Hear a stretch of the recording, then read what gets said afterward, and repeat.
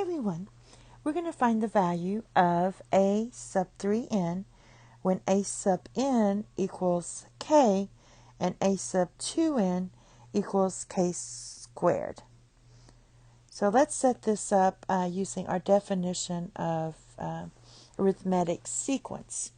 So basically a sub n, if I use my definition, that's going to be your first term. I'm just going to let my first term equal a plus n minus 1 times d, and that equals k. Then your second term,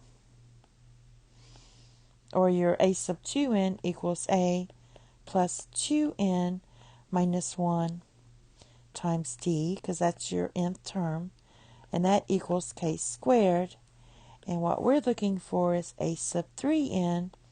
That would be a sub a plus 3n minus 1 times d, and that is what we don't know. Now, if I set this up as a sequence, I have a sub n, a sub 2n, and a sub 3n.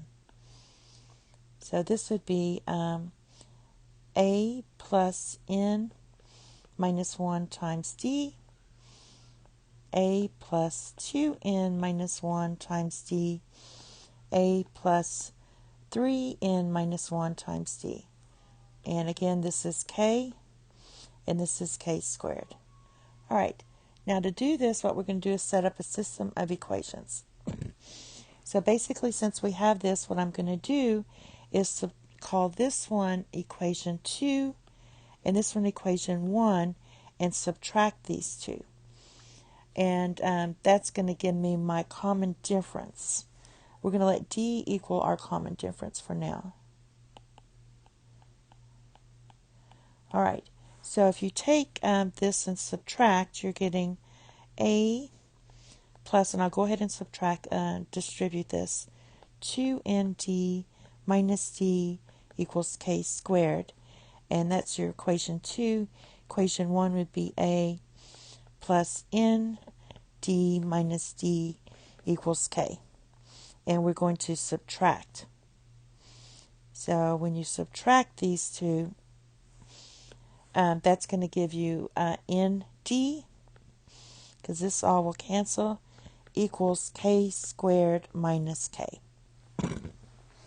That's like your common difference. You're taking this term, subtracting this term, that equals your common difference.